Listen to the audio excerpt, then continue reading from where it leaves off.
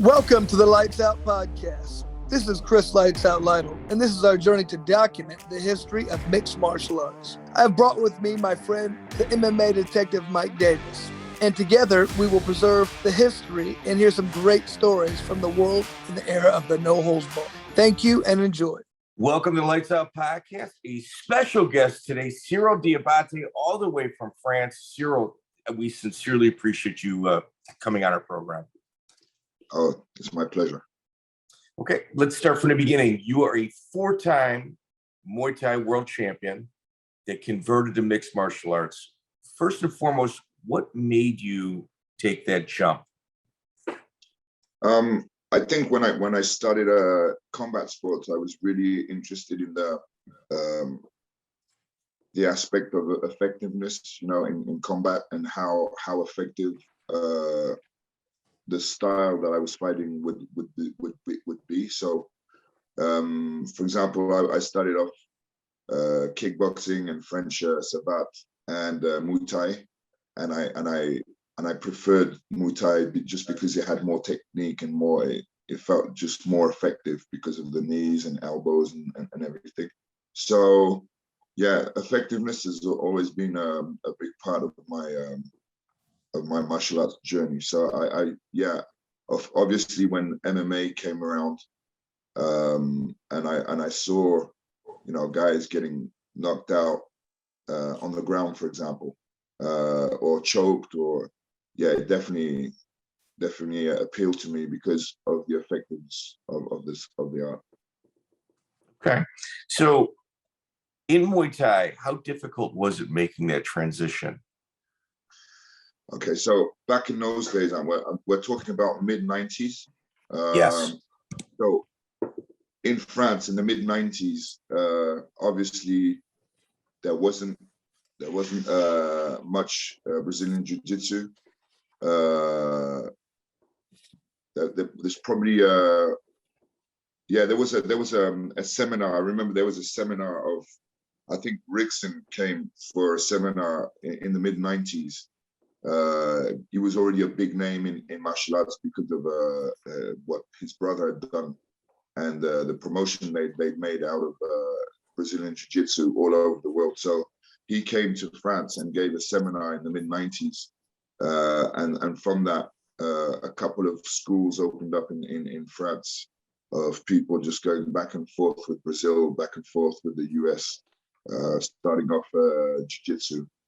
So apart from that, we're talking about like maybe 2 or 3 schools in the whole of France, right? So apart from those guys, there was no ground fighting in France back then. There was only stand-up. We were really good stand-up guys, Muay Thai, kickboxing, French savate. We were one of the best nations in the world with Thailand, obviously, and Holland. And pretty much that's it. We were, one of the 3 top kickboxing countries. Boxing was pretty small back then as well. Wrestling was pretty small. So the only sport that France was good in back then was, kickboxing and Muay Thai. I'm talking about combat sports. Obviously, there was like right. Yeah, you got football. Karate was big. Judo was big here, but full contact combat sports. It was only kickboxing and Muay Thai. So it was pretty. This is a small part of MMA to start off with here. So mainly all our guys in the beginning came from either kickboxing or one of the 3 jiu-jitsu schools that are opened up, and that was the case for a very long time. So when I decided to jump to MMA, it was like late 90s. I'd done some hybrid fighting in the mid 90s where you could, it's pretty much like pancrase, no strikes on the ground. So kickboxing, standing up, wrestling, and then grappling on the ground without strikes. So I'd done a couple of those. I won, I think, 2 tournaments in the heavyweights, and then there was nothing apart from that. There was no striking on the ground, definitely. So I had to wait for the late 90s to actually get into a real MMA fight with strikes on the ground. Okay, so in essence, at that time though, wasn't mixed martial arts, wasn't it illegal in France up until about the mid 2000s? There was like it was kind of weird because there was no actual ban, like official ban, but it wasn't tolerated. So no striking on the ground. So you could do pancreas rules, like I said, striking, wrestling, and grappling on the ground. Only no strikes. That was allowed for a very long time. But obviously, we were interested in in the ground and pound and striking on the ground. We wanted the full MMA package. We had to wait to 3 years ago to have MMA really legalized. So that's crazy. Yeah. So we basically we did our training in France from the mid 90s till now. We were allowed to train in France, but we weren't allowed to fight professionally with strikes on the ground. So you have to be the B side when you left your country if you wanted to pursue a career in a fight game. Yeah, you had to book fights overseas to be able to fight MMA, and that was up until 2020. So it's only been legalized a couple of years, and it was tough, obviously, because there was no amateur circuit, obviously, in France, and you just jumped from being a kickboxer to going into full-on MMA fights with little to no experience in strikes on the ground, and and your opponent is the ticket seller, so you're coming in, as the B side. Like you're in trouble the minute you accept the fight. If you've got a corner with you, you're lucky. Yeah, that's pretty much it. So we had to. Obviously, I was already a Muay Thai world champion. So they were bringing me in, as you said, to face the local guy, the local hero, and selling me as the Muay Thai world champion, knowing very well that Muay Thai is only a small aspect of MMA, and if you don't have wrestling, you don't have ground game, you're in for a tough night. So they were bringing me in to lose, basically, against the local guy for pretty much, I want to say, one third of my career, in the beginning, just because there was no MMA in France, basically. No, it's very difficult. How often did you supplement your training in Holland? I didn't train in Holland at all. No, back then, like I said, kickboxing and Muay Thai was as big in France as it was in Holland. Like the biggest rivals in stand-up fighting and kickboxing were the Dutch and the French. Yeah. So for, even though I know the Dutch scene and the Dutch schools have a very big reputation all over the world, back then, in reality, France was pretty much on par with Holland in the kickboxing and Muay Thai world. Especially, they had I think a slight advantage in kickboxing, and we had a slight advantage in Muay Thai because we fully embraced the Thai style, and we were good with our knees, whereas the Dutch were more efficient with their boxing and kicking combinations. Well, let's talk about some of the French greats. You got, obviously, one of the ones at the top of my head is Jerome Le Banner. Yeah. What were your thoughts of him as a fighter? Jerome, I trained a bunch of times with him. Obviously, he was already a big name in the mid 90s in France, just because of the K1, his K1 career. He brought me in a couple of times. I was a young fighter then. He brought me in a couple of times to do some sparring. I grew from that tremendously just because I was able to do well against him, and then it just made my confidence blow up. If I'm doing well in sparring against such a fighter, then I was pretty comfortable going in against anybody, knowing that I was like 40 pounds lighter. So I definitely grew from that experience, just sparring with Jerome and doing well against him. It definitely did something to my mindset. How was he as a training partner? He seems like he could be pretty alpha in the gym. Yeah, he's definitely. If you're sparring against him, he would basically try to knock you out. So yeah, it was. I mean, again, if you're facing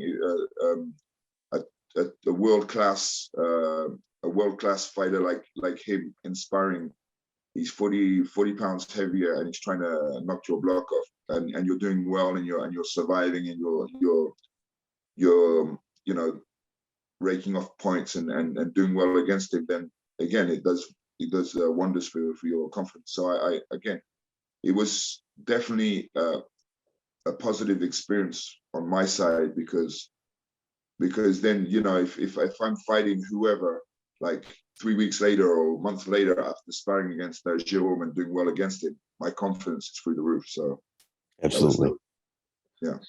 You competed in Chicago at the early Shidokan tournaments against Moti Horenstein. Yeah, that was crazy stuff.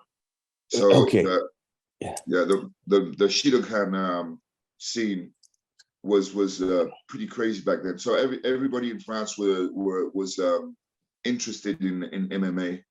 Everybody from the martial arts world was really interested in MMA. It was the next big thing. Obviously, everybody was grabbing imports, video cassettes of the early UFCs. You could rent them at the video store, and it was a big deal here in the martial arts industry. So anything that resembled MMA was like, everybody was interested in that. So Shidokan karate is basically, they call it the triathlons of martial arts, because you're fighting 2 rounds of bare knuckle knockout karate in the beginning of the fight. With the same opponent, you're fighting 2 rounds of kickboxing. So you take off the gi and put boxing gloves on, and it becomes a Muay Thai, K1 fight. And then you're doing 2 rounds of the MMA. So you take off the boxing gloves, put on MMA gloves, and then you're full on MMA. So, and that's for one opponent, and you're doing a tournament. So you have like 3 to 4 to 5 opponents a day. So you're doing, some guys were in the finals and they'd fought like 30 rounds in the day. So it was fucking crazy because of all the injuries. You're going into the finals, your hands are busted up, your shins, your shin bone is fucking bleeding, your knees are scraped, and you're going into the fight and you're aching all over, and you have like, I don't know how many rounds to do. So it was mentally very, very tough. A bunch of the guys were fighting in the finals had broken bones and shit. So yeah, it was mentally tough. I was one of the lightest guys in the heavyweights. I think it was like 190 pounds and over. So I was probably like 195 pounds. So I was fighting in the heavyweights. I was one of the lighter guys, and just to go through the tournament, fight 3 opponents in one day, and get to the finals and beat the heavyweight was, again, something that really did wonders for my confidence. There were some big names in that tournament too. Yeah. There was some, some big names. Yeah. I remember your fight distinctly against Moti Horenstein. Yeah. Because of his, his fights in the UFC later on. But like I'm like, or earlier, I should say. But like I'm like, wait a minute, Moti's actually legit. He's got legit stand up. This is his game. And then to see you come in and piece him up, it was a little bit mind blowing, especially being a local guy. Yeah, yeah. Well, and plus I had I looked like a stick. That's why people started calling me the snake, and it stuck to my because I was just a really tall, slender looking guy, and I was doing well in those tournaments and knocking guys out. So yeah, it definitely got my name out there. It was on ESPN. It was all over the world. It was a big show. I don't know how many millions of people saw that, and I got to the finals, won the finals by knockout, and it was just a really good experience for me, and got my name out there on the international circuit, and I got invited to Australia after that and Japan. Just because I won 2 tournaments in a row. One was the World Cup, and the year after was the World Championships. I always thought that Shidokan was going to get much bigger because of how exciting it was. Yeah, I definitely think I definitely thought at the time. Plus, the money was good. The money was good, and it had great exposure. It was on ESPN. I definitely thought that it was going to get bigger. It didn't, unfortunately. I think it just was taken over by MMA at one point. Yeah. Nobody was in Shidokan anymore. I think if Shidokan, if they came just a little bit earlier, it would have been huge. Yeah. It was an interesting format.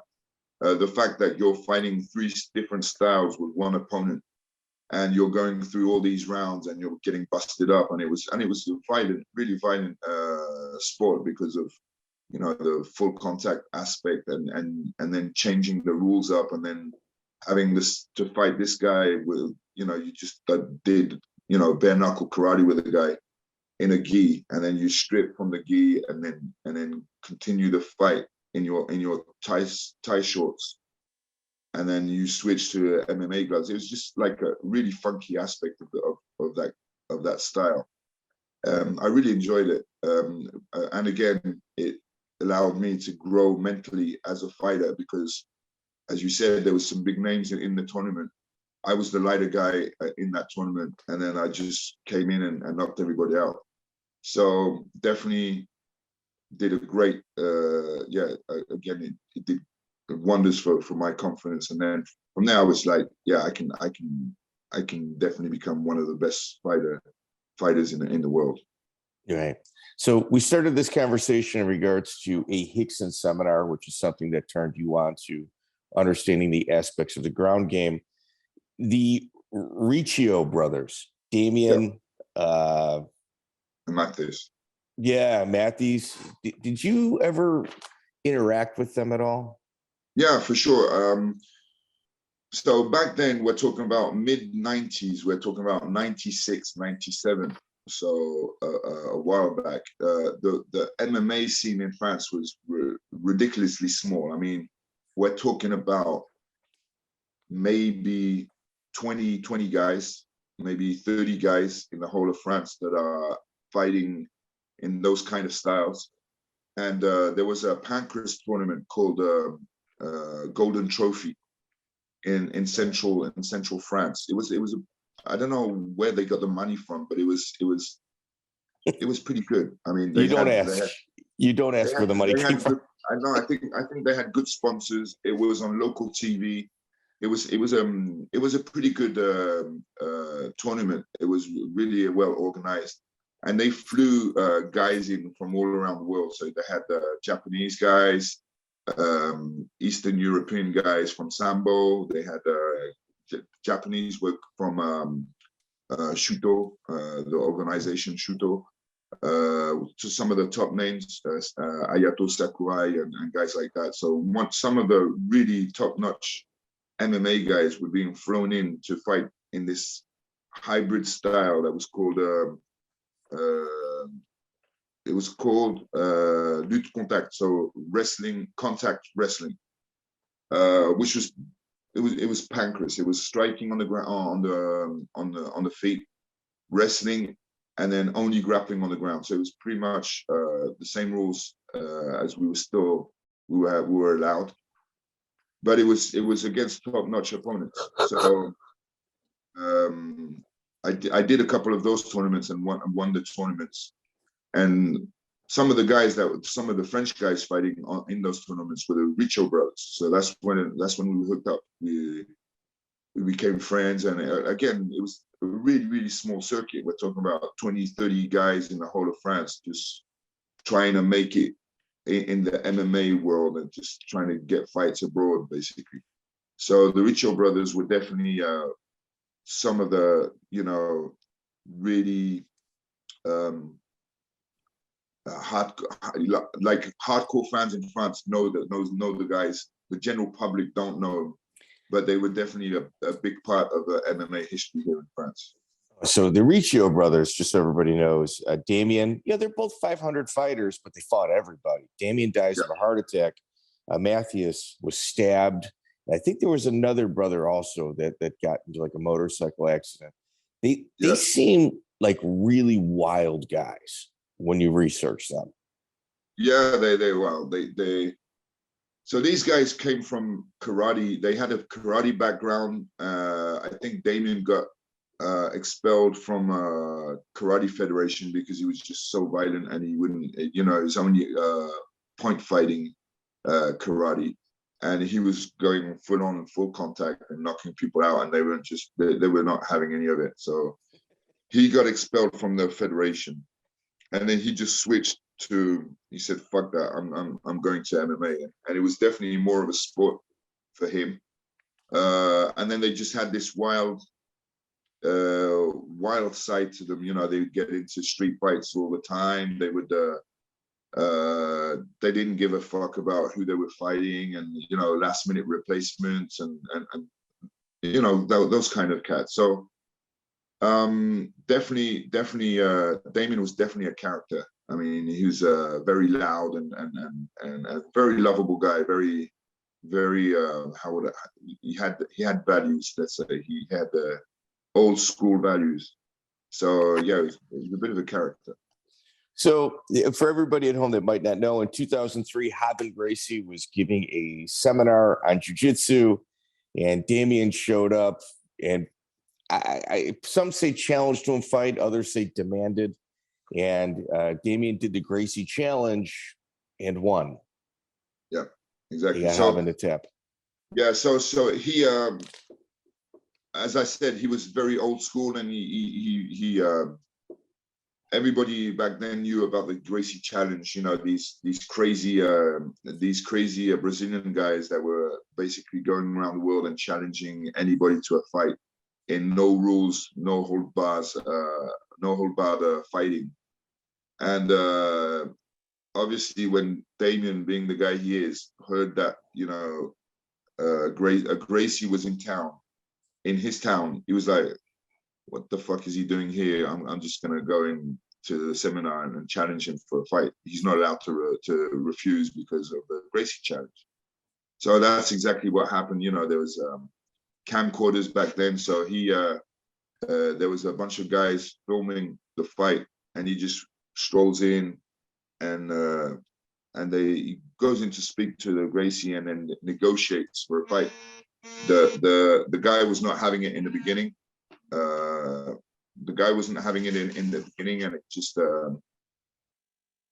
and then Damien got his way. They started to fight. I think it lasted, I don't know how many minutes. It was like super long, and the Gracie guy just abandoned out of exhaustion. Plus he was on his back most of the fight and getting pummeled. So yeah, he had enough at one point, just tapped. And then Damien had half the Gracie family on his back after that. It was just looking all over for him. I think Royce was in town at one point looking for him. They even got into they found one of his younger brothers, and they beat him up. There was a bunch of Gracie guys, his students, Gracie's students, and I think Royce or one of those guys, one of those big names, grabbed one of Damien's younger brothers, and they beat him up basically. So then Damien was going back and I mean it was a shit show. I mean, Damien was trying to get them back at one point. He knew that there was a Gracie that had opened a school in Spain. So he traveled to Spain to try and get back at one of the brothers. It's fucking crazy. It was like an international gang war between the Riccio brothers, three, four of them, and the entire Gracie family. Yeah. That's pretty wild. That's pretty wild. Your first fight, you had mentioned Golden Trophy, a legendary promotion in Europe. Your first fight, Ryuta Sakurai. Ryuta Sakurai is an absolute legend within the mixed martial arts world. That is a very difficult first fight. It was. What happened is I did a bunch of those fights, like I said, in the Pancras format, and I was doing well. They brought several guys in that I beat up and I knocked out, and then they were like, okay, we got to bring in more serious opponents for Cyril. So they flew this Shuto champion from Japan. Legend. Yeah, he was really well known back then. He was doing really well in Japan. He was a Shuto champion at the time, which was the equivalent to basically the Japanese version of UFC. In a ring though, not in a cage. So it was MMA, full-on MMA rules. They had soccer kicks and stomps, no elbows. And this guy was like one of their champions. So they flew him in. Obviously, it was a really big deal for me because I was fighting an MMA legend and I wanted to make a name for myself in MMA. So I did well, I knocked him out. And then that was one of the first, I think it's probably one of my first Sherdog fights. I mean, I'd done MMA fights before that weren't put on Sherdog, but that was definitely one of the first on my Sherdog record. Yeah. How difficult was the ground aspect of that fight? Well, my ground was pretty much non-existent. I knew some things that allowed me not to get beaten up too much and survive on the ground and try and get back up. That's pretty much it. Okay. That's pretty much it. I wasn't, but I was getting good and not getting punished on the ground when I was on my back and just trying to pummel my way back up. So in my early MMA days, that's pretty much how it went. My wrestling was non-existent. So I would just try and stay on my feet as long as possible, do as much damage as possible. And when I was taken down, I'd try and work my way back up. And that was it. How does the Sakurai fight end? If I can, a knee to the body. So he shoots in, and I'd worked on my counter knees for the whole camp, and he shoots in, I think halfway through the fight. He does a sloppy takedown attempt, and I just clip him with my knee, and he goes down and doesn't get back up. That is a huge win for a guy that is saying, wow, I just kind of survived on the ground, try to keep it on my feet. Yeah. That fight put you on everybody's radar. Yeah. I mean, your phone must have been ringing off the hook after that. Again, we're in back then, late 90s, we're in a no man's land of MMA. So promoters aren't ringing up any French fighters back then. We're pretty much doing our self-promoting. We're the ones that are calling up guys abroad and trying to get fights. Even though you're you've just fought, Sakurai, and you've beaten him and you knocked him out. My phone isn't ringing. My phone isn't ringing, and I've still got to promote myself. I still have to contact, promoters and say, hey, I'm a French guy, world champion in Thai boxing. I've just beat this guy. I'm looking to fight abroad. Are you interested? So that was part of our career for a very long time. Okay. MMA we weren't known as an MMA nation, so promoters weren't looking to book French fighters. You had a great name at this point, though. You definitely did. Yeah, I mean, because of my Muay Thai career, right? For sure. Because of my Muay Thai career and the fact that I, knocked out some pretty big names. Then I got I got interest from promoters abroad. I started fighting in Asia. So yeah, that's it. I was getting my name out there. My name was getting bigger and bigger, but it was still pretty small in comparison to like an American guy that had the same path as me. If an American guy had won the same guys, he would have got his name out there a lot. Yeah. There was just more opportunity here. Absolutely. Yeah. Well, you get through your second fight, your third fight. In between your MMA career, you're still dabbling in kickboxing. You're kind of going back and forth. Yeah. And your fight with Rick Rufus was incredible. You kept attacking his right leg, and you made him flat-footed. Would you mind walking us through that? So I started kickboxing in the early 90s, and one of the biggest names in the world at that point, there were a couple of guys. There were Ernesto Hust, Rob Kamen, who's a legend. Right. So those two guys were Dutch legends, kickboxing legends. There was Dekkers, Ramon Dekkers. And on the American side, there was pretty much no big names apart from Rick Rufus. I mean, I'm talking about in Europe, not many guys, American guys, were big names in Europe because we were better kickboxers. Very advanced. Very advanced.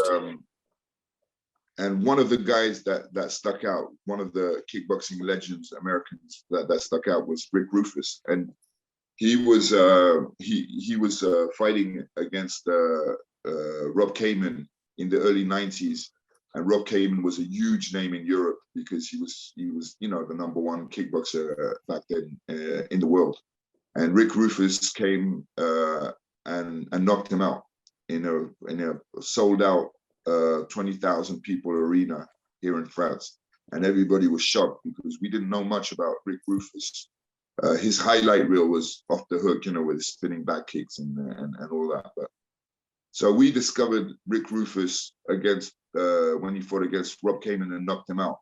So they booked a rematch. I think the year after that, sold out arena again, and Rick Rufus knocks him out again, and we're like, holy shit! It wasn't a fluke. And he was just a massive name after that. Rick Rufus was definitely a massive name, and he fought a couple of times in France, and then he was flying all over, fighting in K1 and everything. And years go by, and I'm with a buddy, a journalist. I'm hanging out with my buddy, and he's on the phone with a famous promoter, and they're talking about organizing the next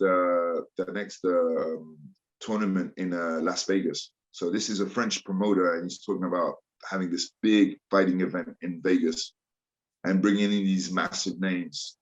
So he says, yeah, I'm going to organize a four-man K1 tournament with Jerome Le Banner in one bracket and Rick Rufus in the other.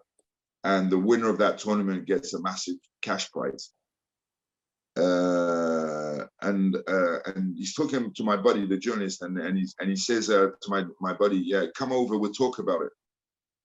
What are you doing? And he says, yeah, I'm with my buddy Cyril.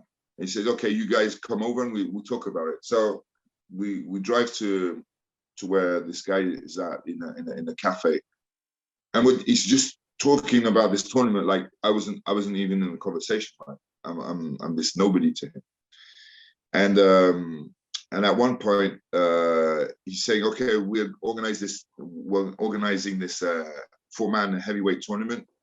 Rick Rufus in one bracket, Jerome Lebanon in the other. I have an English guy that can be a third guy. We just need a fourth guy. And my buddy turns towards me and he says, why don't you have Cyril here fighting in the tournament? He's like, oh, why you fight heavyweight? Because I was pretty skinny, and I said, yeah, I can fight heavyweight. I can fight heavier guys. And he says, are you sure? Because it's going to be world class. We're talking about the best kickboxers, best kickboxers in the world. And I said, yeah, I think I can hang with those guys.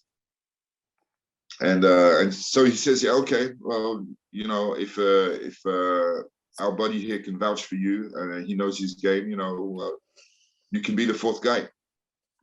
So I get booked to a Vegas fight against a legend of the sport, Rick Rufus. So we are fighting on Canal Plus, which is one of the major channels here in France. We get flown in. We have a suite at the Venetian. Limousines come pick us up. So this is the first time I'm living all this, like the fighter's dream, right? Press conference. There's Rick Rufus, and a journalist asked me, so what is it like for you to be fighting against such a legend? I say, yeah, well, I watched this guy fight against one of my idols back in the day. Rob came in and knocked him out twice. I've obviously followed his career since, and it's an honor for me to be fighting against him. I'm really happy. I looked up to him as a young fighter starting off a career. And I'm honored to be fighting this guy. And he grabs the mic and he says, yeah, well, we'll see about that Saturday when you're knocked out on the floor. And then I take the mic and I said, listen, my dream is to fight you, but I know reality is gonna be on my side Saturday, and I'm gonna knock you out. And so he basically tried to knock me out using punches. Early on in the fight, I think he was going to walk through me. He thought he was going to walk through me, and I just evaded all his boxing, all his punches, and just kept focused on low kicks on his lead leg. And I think I tore his muscle, his thigh muscle, and he just couldn't pursue. He just abandoned in between the second and third round, I think. The thing about Rick is that he always wanted to fight the hardest fights. Like, I really respect, like, if you look at his record, it's a lot of his, I should say some of his fights are up a weight class as well, or two. Yeah. So I was fighting Rick. He was fighting against this English knockout artist. I can't remember his name. Anyways, so leading up to that fight, Jerome called me up and said, "Yeah, do you want to get some sparring rounds? And I can have you come in to. He lives in Normandy. I can have you come." Someone drive you here, and you stay a couple of days here and just spar. And so I said, yeah. So I was sparring against him. I sparred against him a couple of days in a row, and again, I was doing very well against him. So I think that definitely was part of the choice not to fight me after in the finals. I can see how there'd be a little bit of a rivalry after that on your end, though.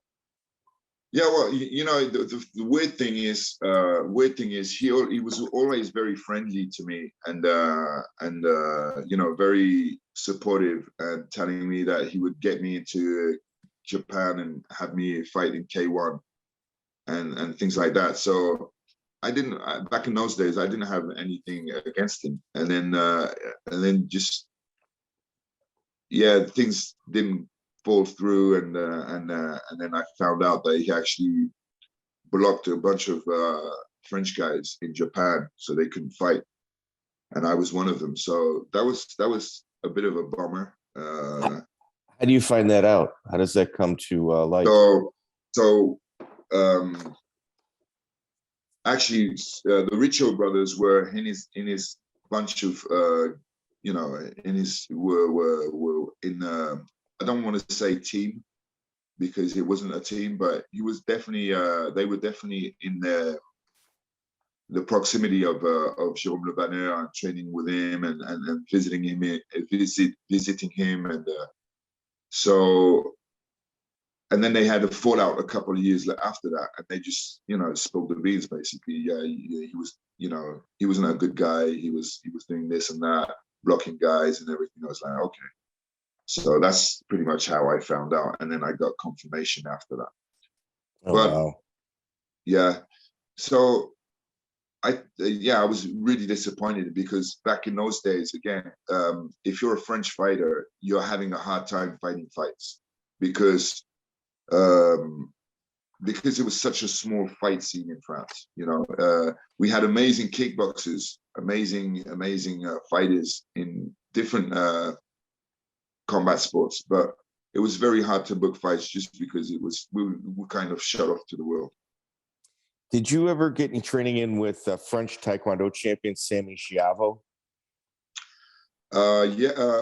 We didn't train, but I knew of him again because Samy was one of the first guys that he was part of the 30 French fighters that were doing MMA back in those days. So the Golden Trophy tournament that I was talking about earlier, he was one of those fighters fighting in those tournaments and fighting Pancras and fighting against Japanese MMA stars and everything. So I knew the Riccio brothers and I knew the Schiavo brothers. I met those guys in that tournament. Okay. On June 10th, 2001, you go to Rings Holland. You said there's a big rivalry there. Rodney Glunder is your opponent from Team Hardcore. Yeah. So, I fought in back in those days, the biggest MMA scene in Europe was Holland. They obviously had an amazing Muay Thai and kickboxing scene. They had really big shows. I mean, sold out arenas all the time, like probably 3 times a month. There was like really big show going on in Holland. So we were fighting there in kickboxing and Muay Thai pretty often. And then the MMA came along and it just started picking up. They didn't have striking on the ground back then. So it was like pretty much Pancras rules, striking, standing up, wrestling and grappling on the ground. 30 seconds on the ground. It was like 30 seconds on the ground. Yeah, max. Even if you were mounted. Yeah. Yeah, because there weren't any really good ground specialists in back in those days. So the ground game was very, very poor. And they were mostly focusing on stand-up wars, basically. So yeah, I started fighting in the bigger shows over there. They were bringing me in because my name was getting bigger and bigger in Europe, and I was like the outside guy, the tall, skinny French guy coming in to face the big names, the Dutch legends. So yeah, my name was getting pretty big at that point. Okay, so you had mentioned the Dutch scene being very elevated. Yeah. Man, dude, if you don't want to answer this, you don't have to. But okay. the Dutch mafia scene at this point, I mean, they were blowing cars up, they were killing people. Like it's something out of a movie. Did you experience any of that? So obviously the fight game in Holland was pretty much mafia run, right? So it was only mafia guys owning the promotions, sponsoring promotions. A lot of the fighters were in that scene. You know, a lot of the Dutch fighters were gangsters. And it was just, you know, it was part of the scenery, basically. I wasn't part of that, obviously. I was just focusing on my fighting. But we knew, you know, who was doing what. We knew that fighter's a bit of a gangster. He's a part-time gangster and part-time fighter. Drugs money collector. Yeah, money collector. Yeah. Exactly. So drugs were definitely a big part of the fight world in Holland at the time. You know, there was a lot of drugs going around. A lot of fighters were doing cocaine. A lot of guys were doing coke before fighting, and it was just like, I don't know. We were the French guys. Even without that, we knew that when you were fighting a Dutch guy, it was just going to be a fucking war because they were such good fighters and tough guys. And on drugs. And drugs. Sometimes, the guy you were facing had like, you know, I open up eyes like this, and it looked pretty crazy. So you knew he'd been doing something before the fight. But apart from that, no, it was just, you know, a lot of respect for the Dutch fighters because they were really good fighters and tough guys. So we've had several Dutch fighters on. And whenever I ask him about the Dutch mafia scene, like names in particular, it's like, well, I just don't know. I don't know. I'm like, well, you know, this happened in your gym while you were working out. They know, but a lot. You got to bear in mind that a lot of the guys are still there. You know, a lot of the guys are still hanging around, even if they're not still in the fight scene, or they're older guys now. They're still there, so you can't really name guys and say, yeah, he's doing that. You know, it's like that. Yeah, Dirty Bob Schreiber, one of my most wanted guests. That guy should write a book. If he told the truth, it'd be unbelievable. No, I fought Bob Schreiber twice. He was a character. Dirty Bob was his nickname. Yeah, because he had so many disqualifications. He was a wild animal. One of the hardest hitting guys I've ever fought. I think he had a 70. When I fought him, he had won 70 times by knockout. So he had really heavy hands, really tough guy to put away. And I fought with him once in Italy for a world championship in Thai boxing, and he knocked me out. It's my only knockout loss with Shogun was against Bob Schreiber. He knocked me out, and then I got a rematch in MMA. I got a rematch in MMA a couple of years after that in Holland, and I just pieced him up for the entire fight and just, you know, clocked him with my knees and my straight punches. He took me down a couple of times. I got back up and I just continued picking him apart. And then we became friends. So the crazy thing is, he's a very nice guy. He's really fucked up as a fighter because he does all these crazy things that he's not allowed to. And you know, he was a very strong guy, very, very physically strong, mentally tough, hits like a truck, and had this massive following in Holland. I mean, he was a legend. He was a legend in Holland back in those days. So him as a on the main card, which is pack arenas, and I fought him twice. I beat him once, and because he was such a big name in Holland and Russia as well, he was a really, really big name in Russia back in those days. And our fight was shown live in Russia. And so after that, I got a bunch of fight offers from Russia, just because I had beaten Bob Schreiber. Yeah. And I as soon as I, you know, came to Russia, I was already a big name just because of my win against Bob Schreiber. So I had a really good opportunities to fight there, and also to bring my fighters, the Snake team, to Russia. So we went there. Russia's the country I visited the most. I think I've been there like 21 times. I've been in all parts of Russia, Siberia, the south, the east, between China and Japan. I've been all over, and most of that is because I became a big name after the Schreiber fight.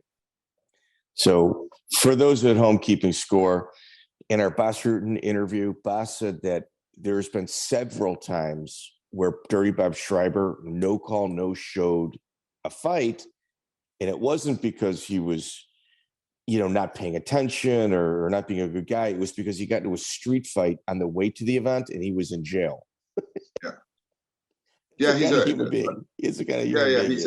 He's a crazy, really crazy guy, really nice guy. That's the weird part. You talk to him, he's very friendly, smiling, but he has a screw loose. He's one of those guys, whatever, and trouble seems to find him all the time. Well, he'll lean into trouble. He likes trouble. Yeah, maybe. So yeah, he's definitely one of those guys you want as a friend, especially in a bar fight. And very, very crazy guy, like really, really crazy.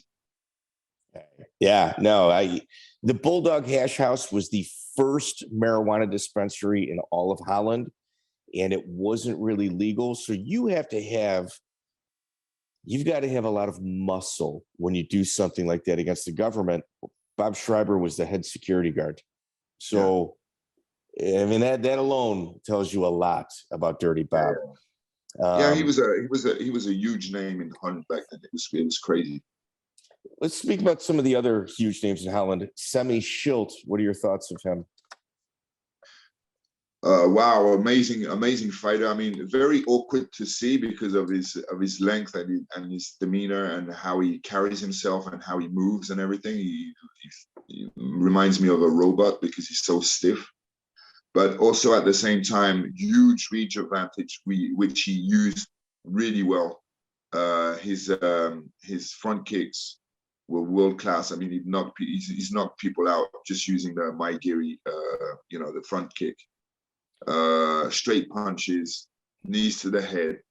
This is a huge guy, huge power. And I think he has wins on who's list of Dutch legends. So definitely someone I looked up to, not so much for his style because I didn't like to watch his style, but just because of who he's beaten, the career he's had, K1 champion, had a couple of fights in MMA where he did well, went to Pride. I mean, his career was crazy. Do you think that politics come into place where he's not recognized as the greatest K1 fighter ever to live? I'm not sure if it's. I think it's more to do with his style. I think his style, because he's such an awkward guy. When you watch him fight, he looks awkward, and his style isn't fan pleasing. I want to say, even if he knocks, I'm not saying he's not efficient. He's very efficient. I mean, he knocks people out. He knocked a bunch of people out, but the fact is, his style is not nice to watch. It's not like Ernesto Hoost or even Jerome Le Banner or all those guys that had really slick boxing skills, kickboxing skills, where you're seeing really crazy combinations like a six strikes combination that finishes with a high kick or something like that. His style was definitely not like that. Plus, he was stiff looking. So I think it had more to do with his style than anything else. On his resume, he's definitely one of the best fighters to have lived. Definitely. If you look at the names he's beaten and knocked out, it's crazy. He's avenged all of his losses. Yeah. So if you look at the names that he's beaten, the titles he's racked up, obviously he's one of the best fighters in the history of combat sports. A lot of that has to do with his size and the fact that he was able to use his size to his advantage, which is a very hard thing to do. I mean, being tall is not sufficient. If you're just tall and that's it, yeah, you're going to lose your fights. You have to have the skills to go with your size and go with your length. And Semmy definitely had that. Thoughts on Peter Aerts? Now he's definitely, his style was more of a fan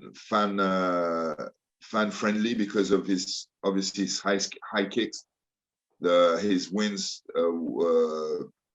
knockout ratio was off the hook, mostly because of his high kicks and the way that he threw his kicks, even in short distance. Knowing this guy was close to 2 meters, like 6'6", I want to say, or something like that. Maybe 6'5" or something. But very tall guy, very long legs, long arms, but was able to knock people out with a high kick when they're at punching distance. And that was an amazing thing that he developed. You know, the fact that he was pretty much able to knock people out with a high kick at any distance, even, you know, close distance, was pretty crazy. And he tuned that to a very, very I think he's the only guy in the world to have done that, you know, be able to kick, high kick in any position, with any no space at all, you know, close, clinch distance, and then just lean back and high kick the guy in the face. He was definitely one of the only guys to ever do that. So very technical fighter, and a legend of the sport. Yeah, absolutely. You go on to shoot boxing Tokyo, Japan, Lee Hasdale, and then after that, you're at Cage Wars in England with Jack Dempsey. Yeah. Jack Dempsey, your first MMA loss.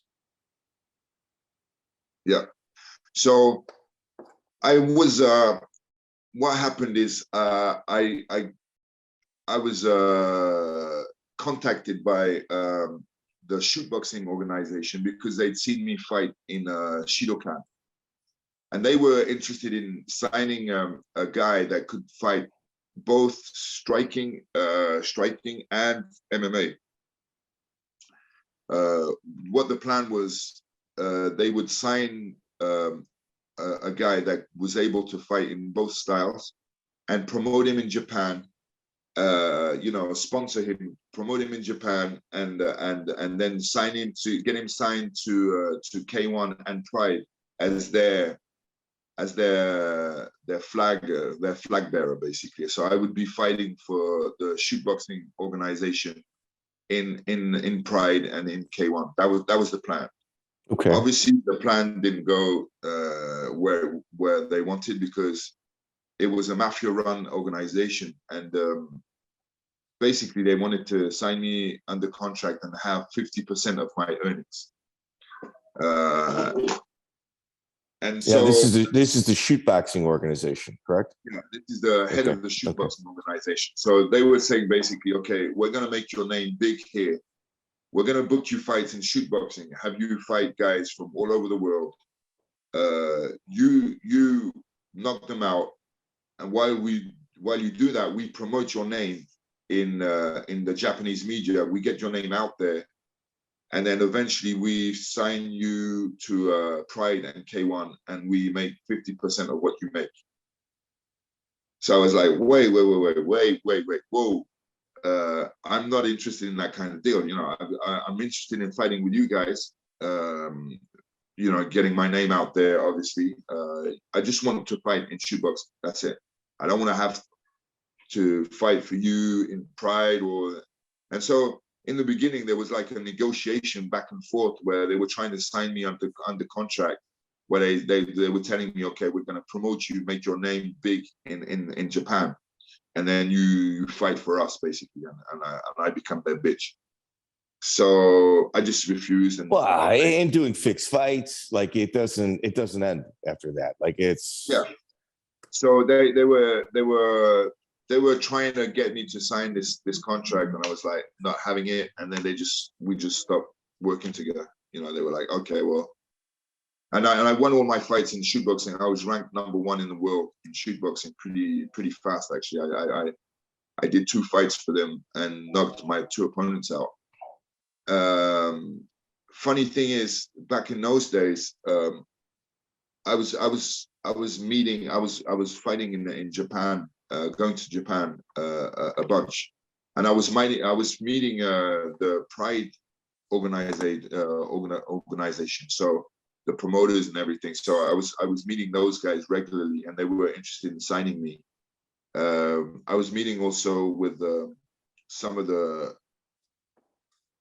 foreign fighters that were to become really big names in Japan. I remember being in one of the locker rooms, being on the main card of one of the shows, and there's a Dutch team. We share the locker room with a Dutch team. The guys that's fighting on the main event, so just after me, right? So I haven't met these guys. They walk in, they recognize me, like, hey, Cyril, how are you doing? Very friendly. And then the guy that's fighting walks in, and he's like 18 years old. Doesn't look like, you know, very quiet, and it's Gegard Musashi. And he's like a kid. He's like a quiet little nerd. And I'm like, who's this guy? Is he fighting main event? They say, yeah, he's fighting main event. Okay. But I was like, but he's like 18 or something, 20 at the most. And said, yeah, he's really rising star in Holland. Then I see him hit the pads. I'm like, holy shit! And then he fights and fucks up some Japanese guy, and that's how I met him. and it was funny because I've met him. So this was like 20 years ago, right? I'm talking about 20 years ago, at least. And then I've bumped into him randomly all over the world after that, you know, UFC events. 2 weeks ago there was a Bellator event here in Paris, and he was there, and he said, hey Cyril, how are you? So we met each other over the course of the last 20 years, randomly all over the world, and it's funny because he remembers me from that day, from that, you know, Japanese locker room. And he's had such a huge career since. Okay. You brought up, I mean, you opened this door, so I got to walk through it. We talked about the Dutch mafia. You said you were kind of dealing with the Japanese mafia. Yeah. You've also partied with the Russian mafia. Yeah. Also, yeah. What are the differences? So you gotta remember that 20 years ago, the fight industry worldwide was pretty much mafia run all over, right? It was when it was the best. So yeah, whether you were fighting in the US, whether you're fighting in Russia, in Japan, wherever it was. I mean, Thailand's the same. It's either the mafia or the army most of the time in a bunch of. Sometimes it's the same thing. Sometimes it's the same thing. Sometimes it's the same thing. Like Russia, it's pretty much the same. So it wasn't unusual for us to. It wasn't unusual for us to travel to a place and then pretty much find out that the guys that are running the place are the local mafia. You know, I have a very good example. So I'm fighting. I get an email from a Russian promoter that wants fighters, right? So he's asking for a bunch of fighters because they're having this big event, and they want a bunch of French fighters. So they say, how many fighters can you bring? Okay, oh yeah, another thing they wanted black guys. They only wanted black guys, yeah, because it's exotic. So Yeah. So in the email, they specified, you know, we want your best black fighters, and we so rude. It's so rude. Well, I mean, it is for Americans. It is but what it Russians is. don't. It is what it Yeah, is. the Right. Russians don't give a fuck, right? So he's like, okay, can you bring only black fighters? I said, okay, no worries. So we go there. I think I bring 4 fighters from my gym. The events in Siberia. I go there with one of my cornermen, and we land is really on the east side of Russia. So I mean, it's close to China. So we get there jet lagged, tired. I have a suite with another dude and with my cornerman, and there's a knock on the door.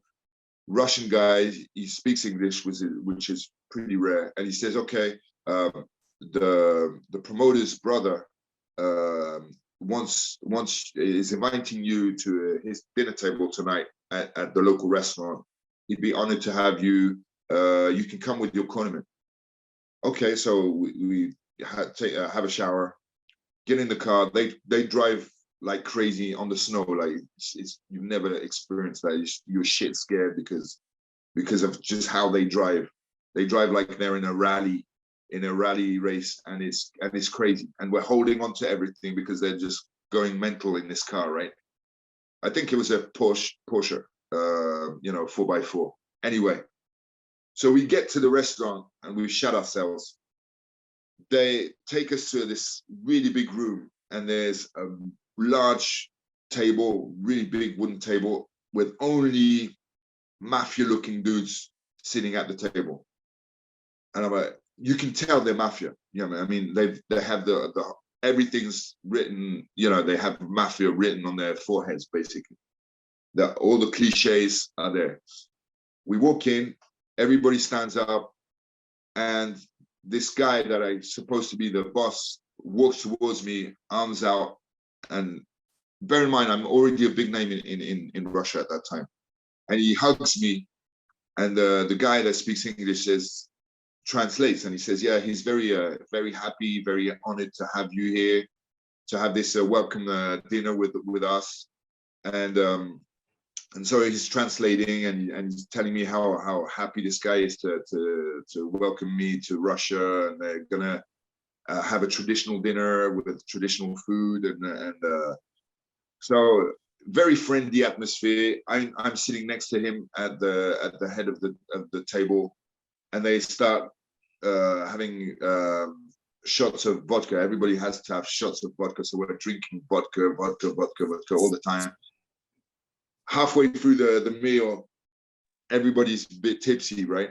And he says to me, he says, listen, my brother is the promoter here. He's organizing all the sports in this region. When we're talking about region, it's like a region in Russia is like the size of a European country, right? So his brother is the head of sports in that region, right? And he says, yeah, my brother is a big shot here. He organizes all the sports here, but I'm more of a businessman. I said, okay, great. And he says, yeah, I take care of everything else here. I say, okay. And he says, anything you want, just ask me, you have. I say, oh, thanks, that's very kind of you. He says, no. He said, everything you want, you can have. I said, okay, thank you. He says, do you want alcohol for your hotel? Do you want me to have someone bring you alcohol? I said, no, thanks. Do you want drugs? I said, no, I'm fine, thanks. Do you have women? Do you want women? I'm good, thanks. Do you need some cash? I said, no, really, I'm fine. And he says, do you want to kill someone? I said, what? He says, yeah, do you want to kill someone? I said, what are you saying? And my cornerman's sitting next to me, and he hears the same thing. And he's like, what the fuck did he just say? And we're like, go. It's time to go. Like, and then when he sees my reaction, he taps me on the back and he says, "No, don't worry. I'm only joking. I said, okay. Yeah. And then so these are the kind of cats we had to deal with, in our travels. In Japan, we also had an encounter with where the Japanese mafia. That's a crazy story as well. So I'm fighting regularly in Japan at that time, and one of my students, Xavier, Professor X, he's fighting there as well. So wait, real quick. Professor X, he's a 50 Fight Club member, fought everybody, absolute legend within the sport. Go ahead. Yeah. I apologize. Just so people know who we're talking about. So yeah, I get him signed to a Japanese promoter, and we sign up with a Japanese manager, and we start fighting there on a regular basis. And one day I'm in my car, I'm driving around, I see someone call me from Japan. I pick up, and it's my really good buddy that's a New Zealand guy that lives in Japan, as is married to a Japanese wife. He's completely adopted the Japanese lifestyle, and he lives there and he fights there, and he's in the same management team. He signed under the same management team as me and Xavier. He calls me up and he says, "Yeah, listen, Cyril, how much are you getting paid when you're fighting here?" I said, "Yeah, I'm getting paid, shit money. I think it was like $3,000 a fight, something ridiculous like that." So I was like, "Yeah, I'm not happy with this, with the money we're getting. We're racking up wins, we're doing, knockout, highlight reel knockouts, getting our names out there, but the money's shit." He says, how much money have you got from the sponsors? I said, "I've never had sponsors." He said, "Are you sure?" I said, "Yeah, I've never had any sponsor money." He said, "Okay, what are you doing in the next few days?" I said, "Well, I'm, teaching at my school." He said, "Okay, can you have someone replace you for a couple of days and we fly you in? We got to sort things out here. We'll, you don't have to spend anything. We just fly you in, set you up in a nice hotel, give you food money, and we just gotta go through things with you over here." I said, "Okay." Plus, I love Japan. I love the place.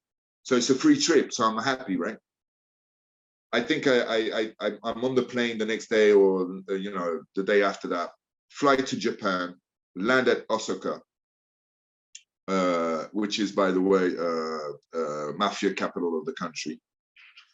And I land, and I get into this big limousine van, and my buddy's there. My buddy, the New Zealand guy, is there with two Japanese guys in tuxedos.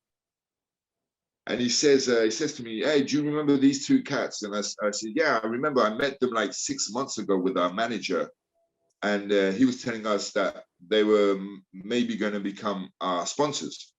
He says, "Okay, well, they're not maybe going to become your sponsors. They are your sponsors for the last year now." And I said, "What?" He says, "Yes, we think that they think that our manager has stolen the equivalent of, I think it was like 350Ks to these guys, right? Part of that money was sponsorship money for me and Xavier. So like 80 grand for me and 50 grand to Xavier that I'd never seen, right? And my buddy's like, "Yeah, so these guys are basically sponsoring money. They're giving out money to this manager for him to set up a fight promotion and a fight team. And you guys are part of the team, and some of that money is towards you, but you've never had it." He said, "Are you sure that you've never had any kind of money from this guy?" I said, "I'm 100% sure." He says, "Okay, because these two guys are Yakuza. They're Japanese mafia. They basically, they lend the money to people, and after a while, those people have got to get their money, those mafia guys have got to get their money back with interest on a certain date or else, I'm like, okay, so is that why I'm here? I mean, you know what I mean? Yeah, exactly. So he says, well, basically, they've been scammed by at least this Japanese manager. They just want to tie up loose ends and see who's who, and you know, who's done what, who's taken money, who was in on it. And I said, okay, but why would I even come here if I was in? They said no, but they just want to be reassured. They want to know who's done what. And I'm like, what the fuck? Yeah, so he he's says, not well, your friend. This guy's not your friend. Yeah, he's No, doing no, you no. a favor, but he's really not your friend. Yes. Okay. He basically told me after that he knew I had nothing to do with it, and he brought me in because he wanted my name cleaned, and maybe, you know, continue working with these Japanese guys. So he says what's going to happen is we're going to drive to their Osaka offices. We're going to be in a room apart, and then they're just going to have the manager walk in from he's coming in by bullet train from Tokyo. They have a meeting with him later on, and we're going to confront this guy. I'm like, holy shit, this is getting hardcore, right? Especially I've just found out that these guys are Yakuza. So, you know, obviously you don't know what's going to happen, right? No. We get to the offices.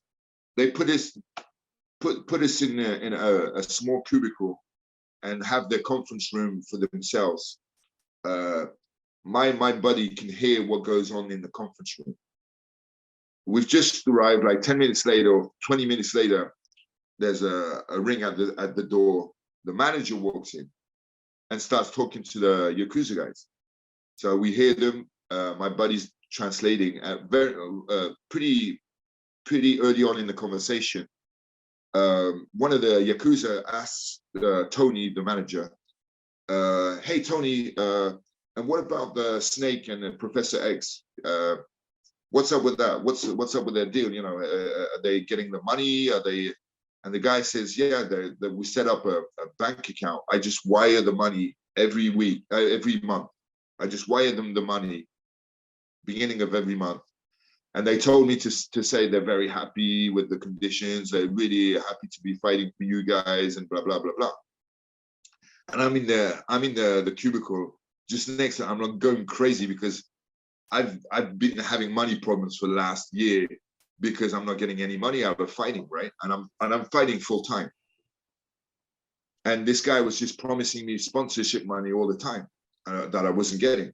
And he's blatantly lying to these guys. So anyway, they walk into the conference room, they sit down, and then one of the Yakuza guys comes and gets us, and we walk into the conference room. And the manager sees us and goes fucking, you can see on his face, he's going through all kinds of different emotions. And he stands up and he wants to shake my hand.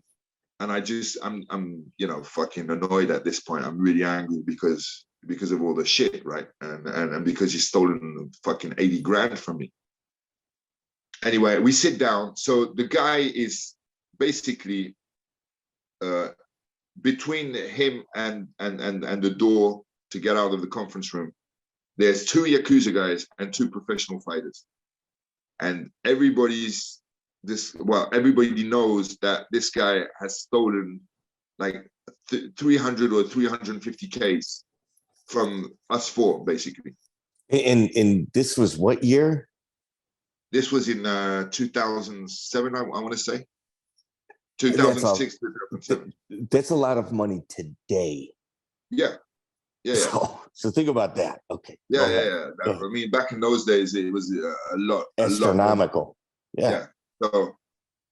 So they sit him down, and my buddy, I'm sitting next to my buddy, and he's translating. He's whispering in my ear, and he's translating in real time what's going on. And I can just see from the body language. I don't understand what they're saying verbally, but I can definitely understand body language. The meaning. And this guy, this guy is going through every state of human emotion. They're doing a good cop, bad cop role. So one is really aggressive, the other one's kind of friendly towards him, and both are trying to get info. So at one point, one of them gets a stack of documents out that this manager guy has signed, has stamped, and he's just going through the documents and adding numbers up. And he's got his calculator out, and he's just tapping in the numbers. And every now and again, he's looking up and he's talking to this guy and asking him, "So what is this? What was this withdrawal? Why was this? What's this wire transfer? What does it add up to? What is this? What is this?" And this guy is trying to find answers to all these questions. At the same time, his colleague is like joking around with this guy, this manager, having him laugh. And then after this guy goes back to him, drills him, and he starts crying, and he's going through this roller coaster of emotions non-stop, and it lasts for hours. After a while, both of them are, angry, these Yakuza guys, and they're like, "Dude, you don't seem to understand. If you continue denying, and we don't think that you're on our side to get the money back and give us back our money, we're just gonna have to do what we usually do, get a life insurance on you, and you're gonna have an accident." And my buddy is translating this to me. I'm like, is this for real? We're living in this fucking movie scene, right? We're living in a fucking Tarantino movie, and I'm witness to all that. I'm like, I'm nervous because obviously they're talking about killing this guy in front of me, and I'm like, so what happens if they decide to kill him? Because we're witness. And he says, "No, don't worry about that. They don't function like that here. If you're honorable and they don't think that you're going to rat them out, that's it. It's your honor." I'm like, "Are you sure?" And he says, yeah, don't worry. I've dealt with these guys before." And these guys are joking about how they convinced the last guy that didn't want to give the money back. They convinced him by cutting his fingers off. And one of them says, "Yeah, he's joking about getting a ring from one of the fingers." And all this is going on in front of us, and we're just like going, "What the fuck? What the fuck is going on here?" So after a while, I was just this. We're stressed, right? This is a very, very, very, very stressful situation, even though there's no violence, physical violence. The verbal violence that was going on, the mind games, the psychological torture this guy was going through was fucking violent, more violent than any beat down. I mean, so after a couple of hours, I'm like, my name is cleared. I sorry guys, I don't want to be rude and interrupt you guys, but I think pretty much my name is cleared. Do we? And they say, "Oh yeah. Don't worry, wait, Snake. Yeah, sorry for disturbing you and having you come here and clear things up. But we really need to know what was what and this and that." And one of the guys gets a briefcase, aluminium briefcase with handcuffs on them. Opens it up, and there's a bunch of envelopes all over with stacks of money. And he gets an envelope, gives it to me, gets another envelope, gives it to my buddy, the fighter. And he says, "Okay, we just need to finish off here, and we'll join you guys later in the bar area of Osaka. Meet us at this place at that time." And then we left after I don't know how many hours of this stress-filled room. We just left and we got drunk, we got wasted. We were like, "Holy fuck, this is crazy." Man. And then so I stayed I stayed a couple of days in this fancy hotel, just spending money that they'd given me.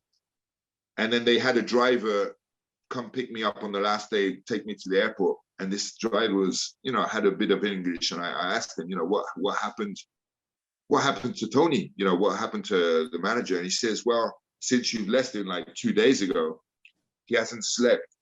He hasn't eaten. And we're putting a GPS chip in his body this afternoon.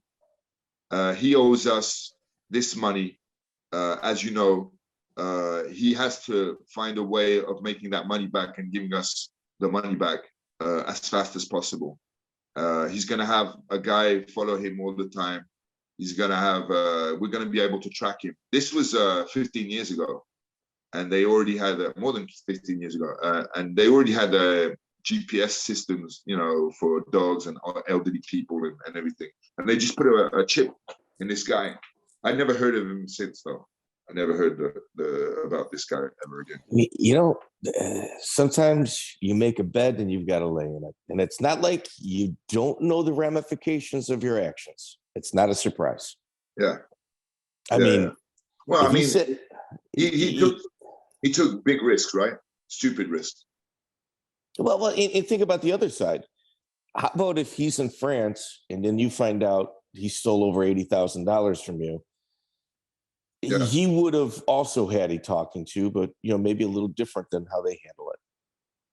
Yeah, I wouldn't have killed him though. No, he would have a permanent. Yeah. limp. So anyway, I think the worst guys in the world to steal money from were probably those guys are in that category, and he stole from them a bunch of money. Years later, this was probably 8 years after that, my buddy, the New Zealand guy, sends me paper clips from newspaper clips from Japan, where one of the two Yakuza guys was found in the offices that we'd been in. He was in his big office chair. He'd been cut up with traditional Japanese swords, obviously dead, and there was writing. They'd written something with his blood on the wall behind him and taken pictures. Man, yeah, it's crazy. You'll just stick to fighting. Right? Yeah, it's a different way of life, man. It really is. But even in Holland, they were. I mean, Holland was kind of like the mafia of Mexico is one of the most treacherous here in the Americas. And what was happening in Holland in the 90s was very reminiscent of how the Mexican mafia handles their business. Just as treacherous. Yeah, Holland was probably a crime capital of Europe at one point, just because of the drug trafficking and ecstasy. The ecstasy. Prostitution, drug trafficking. I mean, it was a really, really big crime country at one point in the 90s. All of the drugs that were being distributed in Europe was going through Holland at one point. Ecstasy, coke, even heroin. No, it's pretty crazy. So you fought in England in cage wars. What was your experience like with that organization? I think the organizer's name was Paddy Mooney. I think he was a Irish guy. I had a pretty good relationship with him. And it was just me again finding contacts of different promoters all around Europe and just calling them up or sending messages saying, hey, I'm Cyril Diabate from France. I'm a world champion kickboxer, Muay Thai guy. I want to fight in your organization. Here's my record. Here's my resume. I'm really interested in fighting with your guys. And Cage Wars was probably one of the first events that had an actual cage, an octagon. That was one of the first European organizations that had an octagon. Before that, MMA was fought on rings, boxing rings. Yeah. So I was interested in fighting in that event just because of the fact that it was one of the first events in Europe to have an octagon. I think it was in 2003, I think. So 20 years ago. Yeah, 2002 was your first time fighting there. Jack Dempsey was your opponent. Yeah, exactly. So yeah, more than 20 years ago. So so the guy says, okay, I would be happy to have you in.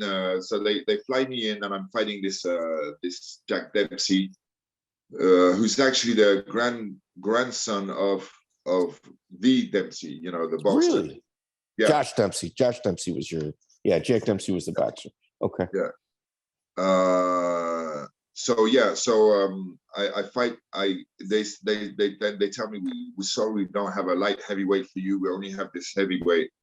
Are you okay to fight him? And I said, yeah. Well, I want to fight. So yeah, I'm I was okay. And so Josh Dempsey was a boxer / wrestler, and the cage was so tiny that it did not. I found out the size of the cage on the actual day of the fight when I saw the cage. And I was like, okay, it's going to be hard for me to strike just because of the size of the cage. It was so small that literally one step going forwards and you're in contact or in fight contact. It's like 18-footer or something like that, something small. I don't know. It was a really, really small cage. And so what happened is he took me down and did lay and pray for the entire fight. And I was just trying to get off the ground, and I was trying to submit him. I had some pretty good submission attempts. I nearly armbarred him a couple of times, but it is what it is. I lost my first cage fight. How was that for you mentally, dealing with that? Well, back in the day, I had great ambitions for myself in MMA. I wanted to reach the top. My dream was to fight in UFC, or Pride was getting bigger and bigger at that time, and I was really interested in fighting in both. So I was trying to just fight as much as possible, get as much experience as possible. Obviously, get more and more wins. And it was definitely a setback. I mean, I lost on points. I didn't show my striking skills, and I was just bummed out after. I was like, yeah, I can't continue fighting these bigger guys, these wrestlers that are going to take me down and hold me down for the entire fight, because it's not going to work for me. So I definitely had a different approach after that towards my training and towards not allowing any, not saying yes to any kind of condition. Like, for example, fighting out of my weight division, for example, which I've done a bunch of times. So I was like, yeah, I'm not a heavyweight. I'm a pretty slender, thin-looking guy. I'm tall, but I'm not a powerhouse or anything. I can't be going against these heavier, stockier dudes that are just gonna take me down and use their weight and power to hold me down. So after that, I only fought light heavyweights. Smart. Who were the wrestlers that you brought into your camp in order to help up your game? Well, again, back in those days, there weren't many wrestlers in France that were connected to the MMA world. MMA was very small here 20 years ago. The wrestlers stayed in the wrestling realm, the wrestling world, and there weren't many guys that came to MMA. The only guys that came to MMA were like two buddies of mine, and they helped me out on my wrestling back in those days. But other than that, yeah, there wasn't many guys that were making that transition. That's gotta be hard, especially in a country where wrestling isn't popular. That's gonna be hard. Did you ever hang out or have any dealings with Mike Bernardo Mike, but I don't know. I think I bumped into him once when I was in South Africa. That's pretty much it. No, I've never trained with him. Rico Verhoeven? No, never. Maurice Smith? I've met Maurice a couple of times. Never trained with him, but very, very cool cat. Very, very intelligent. Very, very friendly. And plus, I was, when I discovered MMA and I was watching all the UFCs, he was definitely one of the big names because of being in the UFC heavyweight. I think he won the belt at one point. Yeah. That's Coleman. Yeah. So yeah, second heavyweight champion. He was. Yeah. So he was definitely someone that I was looking up to because of his kickboxing background and the way he transitioned to MMA and won a major title in MMA. So, and I met him a couple of times. Like I said, very likable guy. Karl Amoussou. Karl Amoussou, yeah, I know him. Funny you mentioned his name. He sent me a message like 2 days ago. Yeah, one of the I want to say third generation MMA French guys to have made a name for himself. Definitely had a tremendous potential at one point, and I think his older brother Bertrand just fucked him up mentally, and he lost after that. He started losing fights. He wasn't as aggressive. One of his main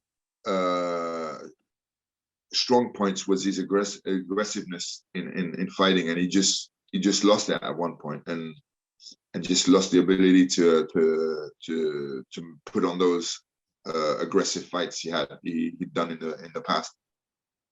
That's interesting. Francis Carmont. Sorry? Francis Carmont? Yeah, I'm the guy that brought him to his first fight.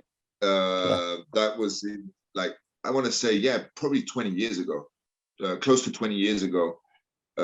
Francis was part of a team that I put together that was called the French Connection, which was like a bunch of the highest, most experienced MMA guys in France. We just started training together. We had a management team that was getting us fights, and at that point I had good connections with Hungary, and I took a bunch of guys into Hungary to fight, and Francis was one of them, and it was his first MMA fight. Every time we talk, he says, "Yeah, you remember you took me to my first fight and everything." And then he left France pretty early on. Left France, went to TriStar with Georges St-Pierre and all those guys, and started fighting out of Canada.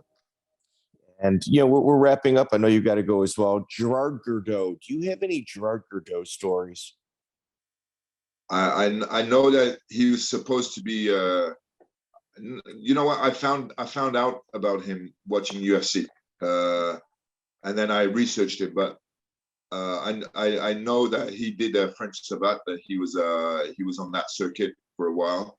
Other than that, no, I don't know much about it. He became a really big name after the UFC. Before that, he was pretty much unknown. Yeah, it's he's from France. He living in Holland. He got caught up in the Holland scene, and I've tried to reach out to him, and I am told that he's living in the mountains of and he has no internet. Oh shit! I'm pretty sure he has some pretty interesting stories. Yes. Yeah. You know what I mean? I've got no internet and I live in the mountains. And it's like the source I got is a very good one. I don't know. Cyril, we've had a couple misses on this interview. I'm so happy we finally came together. fantastic stories that out of yourself. I sincerely appreciate your time, bro. Thank you for having me. Thank you very much. Excellent, Cyril. I appreciate it. And we might have to do a part 2 with you because you did Dan Henderson. Dan Henderson in his interview said that you were a fantastic training partner for John Jones, more technical than him. And I've got, to be honest with you, I've got like 5 more pages of questions, but we're at the 90-minute mark. Cyril, thank you so much for your time, bro. Thank you. Thank you for having me. Ladies and gentlemen, I sincerely hope that you enjoyed this last podcast with Cyril Diabate. We had to go international. Currently, we're looking for Canadian fighters, as well as people from Europe, the United Kingdom in particular, as well as Ireland. We're trying to build this podcast outside of the United States. And although we do have followers, the overwhelming majority of our listeners tend to be from the United States. So we're trying to kind of expand. And in this podcast with Cyril Diabate, in my opinion, it absolutely performed what it is we had hoped. I wasn't expecting so many mafia stories, but at least we've got like a fair look at what was taking place in Europe, like that Holland mafia type situation that was going on there is not talked about. It's incredibly fascinating. And what's crazy is we've had like about a half dozen people from the Netherlands on the podcast as guests. And there's more people from Zambia that subscribe to our podcast rather than from that country. So I'm hoping like just my want of knowledge for what was taking place there doesn't kind of supersede the growth of what it is we're doing. But I'm going to be honest with you, I'm always going to be chasing like what took place in the Netherlands.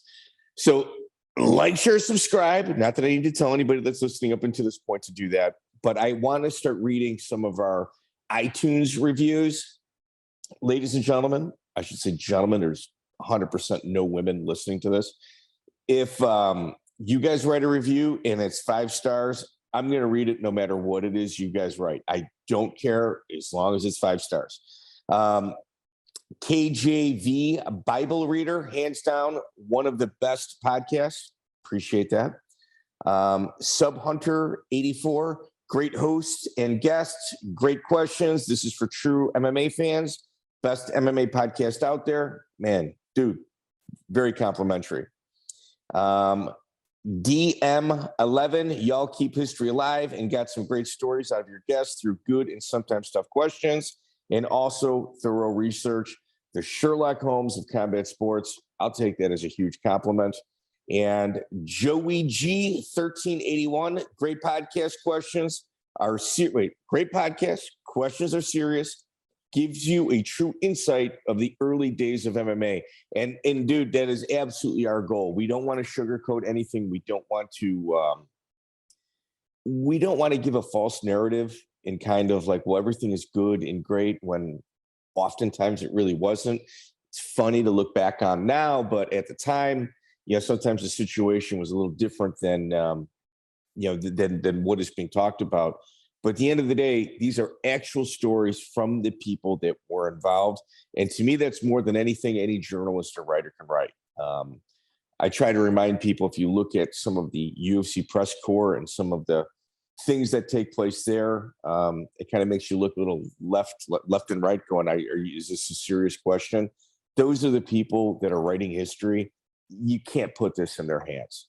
You can't do it. So that's the kind of meaning behind this podcast is good, bad, ugly, put the truth out there, let the cards land where they're at. And if the questions are hard, try to do it in a manner where it's tactful and not rude. Which I think we've accomplished several times in this podcast. And yeah, thanks, man. I appreciate it. We got Cyril Diabate coming up. We got Matt Lindland, Charlie Valencia, Joey Knockdown Brown. We're going to do one of those Thursday releases where it's someone that you might not know as well as some of the other guests, but we drop them on a Thursday and it's good. Todd Margolis gave us a green light to start researching him. So it should be good, man. We got some really good stuff. I'm going to be chasing Team Quest a little bit from here on out. That Dan Henderson thing was, for me, one of my highlights as an interviewer.